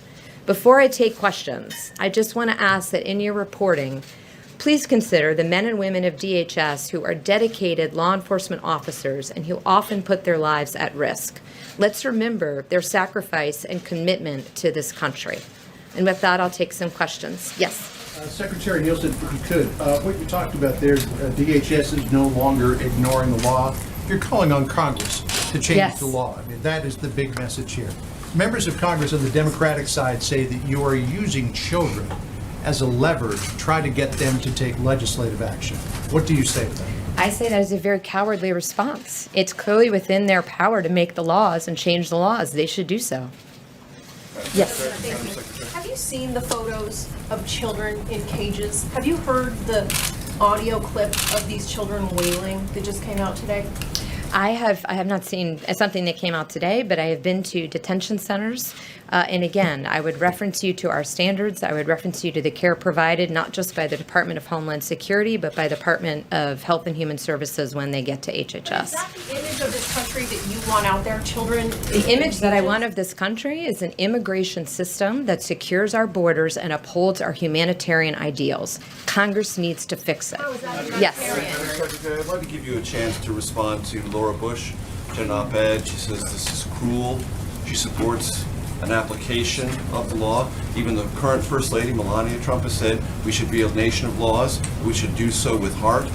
Do you have anything you want to tell them? Do you believe they're misunderstanding the situation? Or do you believe there's any component of this policy, which, as you've outlined, other administrations have done, but you're using in a way that is more intense and creates this separation issue? My response would be is calling attention to this matter is important. This is a very serious issue that has resulted after years and years of Congress not taking action. So I would thank them both for their comments. I would thank them both for their concerns. I share their concerns, but Congress is the one that needs to fix this. Policy is not, by your definition, in any way cruel. It's not a policy. Our policy at DHS is to do what we're sworn to do, which is to enforce the law. Right. Yes. Following up on Major's question there, former First Lady Laura Bush compared this to Japanese internment during World War II, one of the darkest days in the nation's history. Do you believe that the effect of this policy, so not the law, but the effect of it on separating children from families in those specific instances is moral, is ethical, is it American? What I believe is that we should exercise our democratic rights as Americans and fix the problem. It's a problem. Let's fix it. Yes. How is this not child abuse? Which, be more specific, please. Enforcing the law? The images that Cecilia was talking about and the sounds that we've seen from these big box stores, the Walmarts, the other stores, when you see this, how is this not specifically child abuse for these innocent children who are indeed being separated from their parents? So I want to be clear on a couple other things. The vast majority of children who are in the care of HHS right now, 10,000 of the 12,000, were sent here alone by their parents. That's when they were separated. So somehow we've conflated everything, but there's two separate issues. 10,000 of those currently in custody were sent by their parents with strangers to undertake a completely dangerous and deadly travel alone. We now care for them. We have high standards. We give them meals. We give them education. We give them medical care. There's videos. There's TVs. I visited the detention centers myself. That would be my answer to that question. Yes. If I could follow up for the hundreds that are not included in there, you said 10,000, but for the hundreds that we have seen, perhaps up to 2,000, are there any examples of child abuse, you believe? And how could this not be child abuse for the people who are taken from their parents? Not the ones who are sent here with their parents' blessing with a smuggler, and the people who are taken from their parents. Unfortunately, I'm not in any position to deal with, hearsay stories. If someone has a specific allegation, as I always do when I testify, I ask that they provide that information to the Department of Homeland Security. We will look into it. Of course, we do not want any situation where a child is not completely, adequately taken care of. Yes. A couple of questions. One, why is the government only releasing images of the boys who are being held? Where are the girls? Where are the young toddlers? I don't know, I'm not familiar with those particular images, so I have to. Do you know where the girls are? Do you know where the young toddlers are? We have children in DHS care both, but as you know, most of the children after 72 hours are transferred to HHS. So I don't know what pictures you're referencing, but I'd have to refer you to Pictures of HHS. boys, but we just haven't seen any of the girls, any of the young toddlers, and you're saying that they are being well cared for. So how can you make that claim if you don't know where they are? It's not that I don't know where they are. I'm saying that the vast majority of children are held by Health and Human Services. We transfer them after 72 hours. I don't know what pictures you're speaking about, but perhaps they're... They've been released to the public. They've been aired all over national Okay, television. by DHS or by HHS? DHS. Okay, so let's find out from HHS. I don't think there's anything other than they're just the Released by pictures. Your department, I mean, they've been aired all over national television throughout the day, the kids who are being held in the cages. We've only seen the boys. I will look into that. I'm not aware that there's another picture. Yes. Let me ask, Secretary, let me just follow up very quickly, because you continue to insist that this is something that Congress can change, and yet Yes. this is something that was enacted after the Attorney General announced the zero tolerance policy. This never happened before he announced the zero That's actually not tolerance true. policy. So the No, last we've never administration, seen the this under Obama previous administration, the Bush administration, administrations. all separated separated families from their at the, parents. they absolutely did. Well, They did, their rate was less than ours, but they absolutely did do this. This is not new. Unaccompanied minors, there's no doubt about that, but this. They separated separating families. Kids at this rate from their parents is something new and specific to this administration, once the Attorney General announced the zero tolerance policy. So why doesn't the president pick up the phone and change the policy? He said he hates it. I think what the president is trying to do is find a long-term fix. So why don't we have Congress change the laws to change? No, Congress could fix this tomorrow. Yes, I think you were next, right? Madam Secretary, President Trump has had a lot to say the last few days about immigration, but he's offered no compassion to the families that are being separated at the border. Do you know why that is? And why won't he simply pause your department's enforcement of this administration policy until Congress reaches that long-term fix so that these families can be reunited? He has been attempting to work with Congress since he's been in office. He's made it very clear that we will enforce the laws of the United States as long as this administration is here. As part of that, he has continually reached out to Congress to fix this. And I think what you've seen him do in the last few days is continue to tell Congress, please work with us. The system is broken. The only people that benefit from the system right now are the smugglers, the traffickers, those who are peddling drugs, and terrorists. So let's fix the system. Yes. That didn't answer the question. Does he feel any compassion for the families that are being separated? He's talked about the parents being possible criminals. He's blamed it on Democrats. He's offered no words of compassion. I think he has said in tweets that he would like Congress to act to end the underlying laws that require the separation. Yes. Secretary, just a second. Madam Secretary, it seemed like a couple of days ago, both the President and in your tweets, that the main posture or point was to say that this is not the administration's policy. But it seems like in the last today, that the message is a little bit different, is to say, well, this is our policy, but it's our policy because either we believe it's a deterrent or we don't believe we have the resources to move families entirely. And I'm just wondering, I want to make sure we get the reporting right. Which of those is the most precise way to describe how the administration feels? And given the blowback by a number of Republicans as well as Democrats, are you considering rethinking this based on feedback, or is this the administration's position going forward, period, paragraph?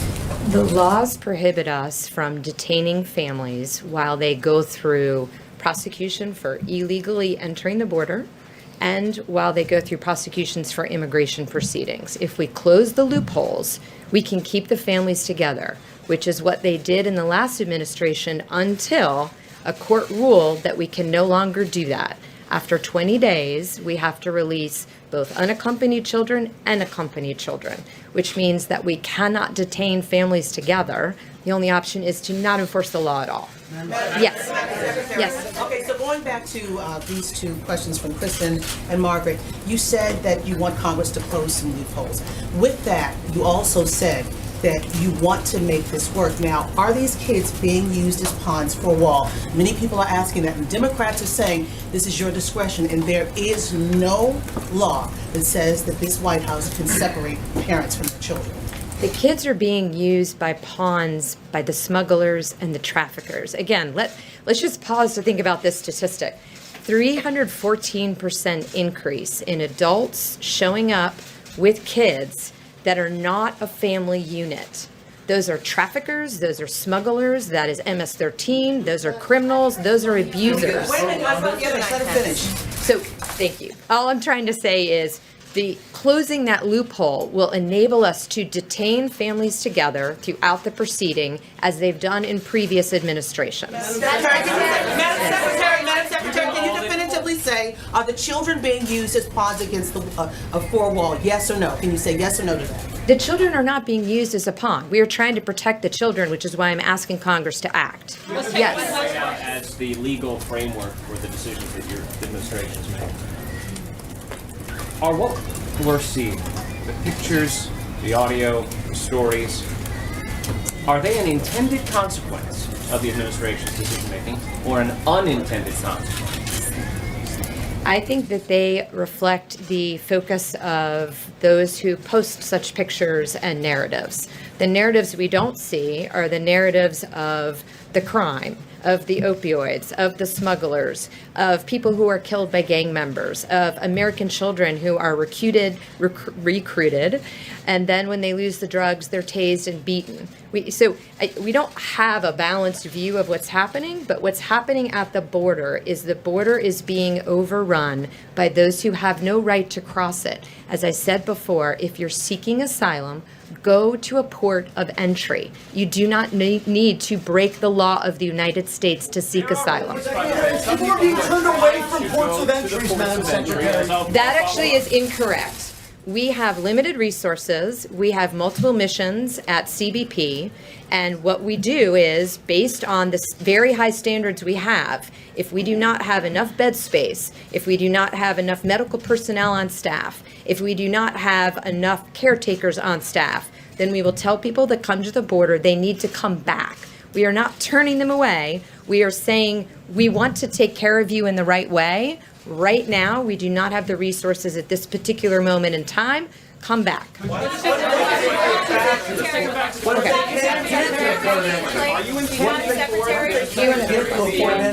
you very much. Are you intending for this to play out as it is playing out? Are you intending for parents to be separated from their children? Are you intending to send a message?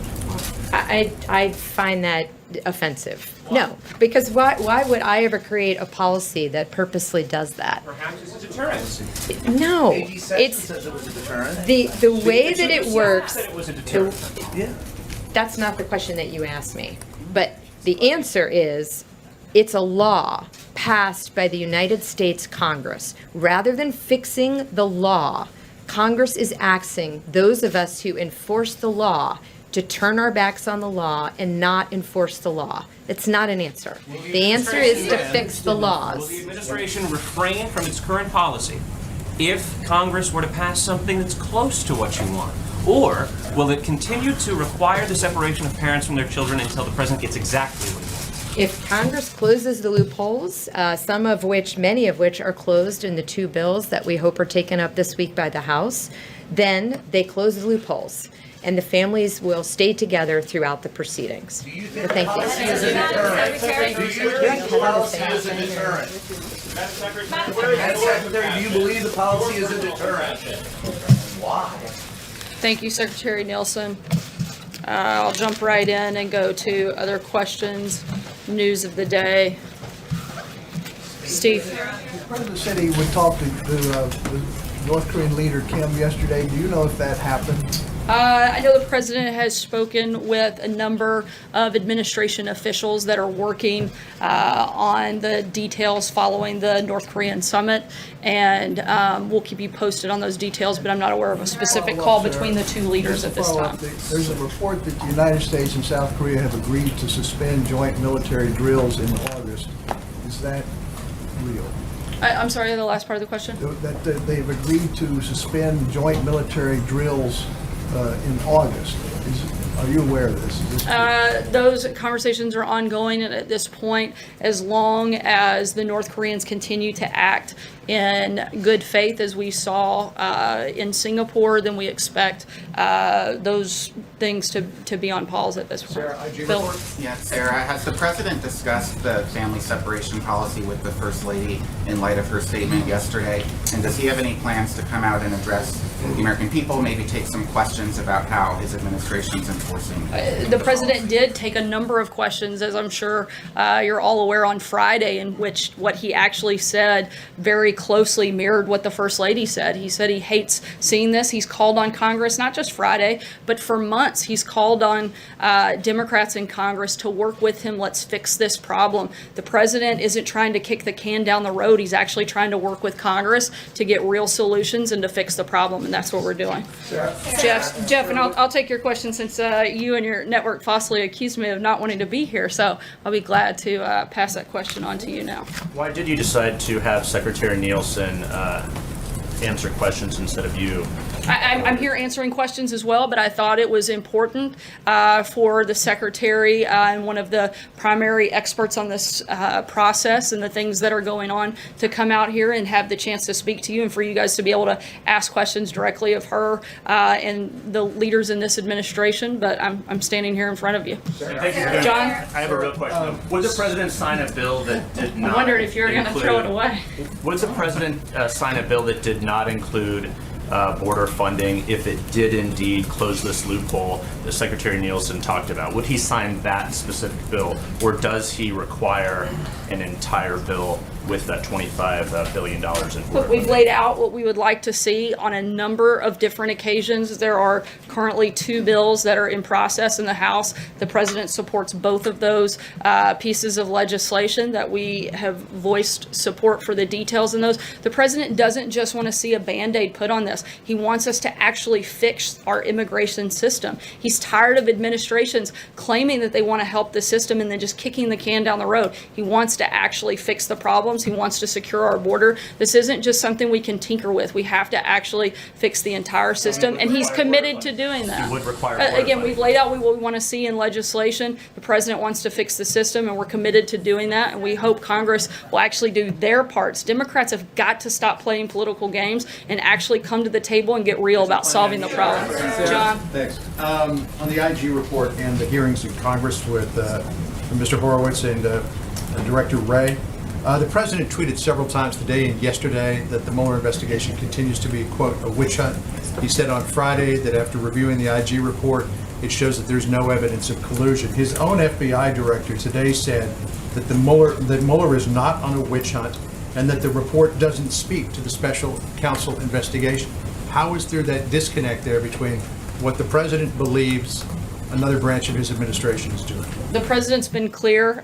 He was obviously very involved in his campaign, and he's laid out a number of times that there was no collusion, and he strongly feels this is a witch hunt. The president's also said that the IG report clearly calls into question the credibility of James Comey and many other senior FBI investigators who have been involved in the Russia investigation, and that report validates the claims that he's made repeatedly. Dave? Thanks, Sarah. The governor of Massachusetts, who's a Republican today, reversed course and ordered the National Guard not to send assets or personnel to the southwest border because he said the actions of the federal government are resulting in the inhumane treatment of children. Would you comment on that, and have you seen any other impact on border operations from this whole situation? I haven't seen his comments specifically, but I would tell him that he should call every member of Congress, particularly those in his own state, and ask them to fix the laws. There's only one body here that gets to create legislation, and it's Congress. Our job is to enforce it, and we would like to see Congress fix it. That's why the president has repeatedly called on them to work with him to do just that. Deborah? What was the president's reaction to Laura Bush's piece in the Washington Post? I'm sorry, what was the last part of your question? What was the president's reaction to Laura Bush's piece in the Washington Post? I didn't speak directly with him about that, but I'm happy to address the concerns and echo what Secretary Nielsen said. Look, we share the concern. The president himself said that he doesn't like this process, but once again, it's Congress's job to change the law. We're calling on them to do exactly that. And frankly, this law was actually signed into effect in 2008 under her husband's leadership, not under this administration. We're not the ones responsible for creating this problem. We've inherited it, but we're actually the first administration stepping up and trying to fix it. John? Thank you, Sarah. I have here in my hands figures from the German Ministry of the Interior under Minister Seehofer, which says that crime has gone down 5.1% in Germany. In fact, it's the lowest rate in a quarter century in Germany. Violent crime down 2.4%, burglary down 23%, and theft down 11.8%. Where did the president get the statement that crime was way up in Germany under the Merkel plan for admitting refugees? I'm not aware of the report that you're referencing, but I'd be happy to check into it and It's circle from back. the German Ministry of the Interior. I heard that part, but I haven't seen it, but I'll be happy to check into it and circle back. John? Thanks a lot, Sarah. I read the First Lady's statement that was put out, and she seems very troubled by this zero tolerance policy. Is there any sort of daylight between the president and the First Lady on this issue? I think we've made it abundantly clear that the daylight exists between Democrats and Congress and their ability to change this law. The president himself said that he doesn't, he hates these images, he hates this process, and that's why he's asked for it to be fixed. I feel like we keep ignoring the fact that the president isn't the one that creates the law, but it's Congress's job to create the law, and the president's already laid out and gladly stated a number of times publicly that he would sign legislation that fixes these loopholes and fixes our immigration system. I think that people should be begging and banging down the doors of Congress and asking them to join with the president instead of fighting him, instead of constantly criticizing. Why aren't they offering solutions? You have people like Nancy Pelosi and Chuck Schumer who come out and complain and attack. It's because they have no message, they have no solutions. We've laid out a solution, and we'd like to see them work with us to put it in place. Steve? Also critical of this particular policy, besides the people that you mentioned on the Democratic side, are a number of Republicans and also some very prominent members of some of the president's base, evangelical Christians. Do you know if the president has heard from those members of his base, evangelicals in particular, had discussions with the president about this particular policy, and can you sort of fill us in on discussions the president may have had in that regard? I think any evangelical or in any church for that matter, that feels strongly they should open up their doors and help facilitate some of these individuals. I think that's their calling, that's the mission of the church, and they should certainly fulfill that. If they want to fix the immigration system, then they should call their members of Congress and ask them to join with us to do that. Steve? Thank you. Sorry, Steve, go ahead. There's some confusion about this Space Force that the president announced today. Did he actually sign anything? Does he believe that this can be done without the approval of Congress? The Air Force appears opposed to it. Where is the support for this coming from besides the president? The president's asked the Department of Defense to start the process. We're in the beginning stages of it, and we're going to work with the Department of Defense and the other relevant parties to put it into place. Francesca? Sarah, if the administration is, as it says, not using the children as pawns in this situation, then why not just have Congress pass legislation that narrowly deals with this family separation issue and sign it, and then deal with the other aspects of the immigration system that the president wants overhauled with at a different time? Once again, we want to fix the entire system. We don't want to just tinker with it. The president is tired of watching people kick it down the road and not take responsibility and not fix the problems that we have.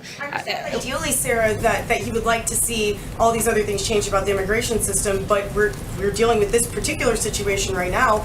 We're dealing with a number of situations. That's not the only one. We have people flooding over the borders. Look, the president wants people to come to this country, but we want them to come legally and through the right process. And that's what we're asking. We want to secure the border. There have been a number of individuals that are permanently separated from their families due to the illegal aliens that have come across this border and murdered and killed American citizens. Where is the outrage over that separation? We want to fix the whole thing. We don't want to just tinker with one one part of it. This is a broken system, and we've got to quit ignoring it. Just ignoring the rule doesn't fix it, and that's what this administration is actually trying to do.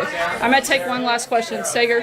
Thank you, Sarah. So the Secretary Pompeo came out today, and he said that in exchange for denuclearization on the Korean Peninsula, that the United States had committed to updating the armistice agreement that's currently in place. Can you confirm that the president did make this commitment to Kim Jong-un, and what exactly does updating the armistice mean? Does it put the future of U.S. forces on the Korean Peninsula in question, and just any more information you could update us on in that regard? We're finalizing the details of what the process will look like. Certainly would confirm Secretary Pompeo's comments and would refer you to the State Department and the Department of Defense, who will be putting those details out and together. Thanks so much, guys. Have a great day.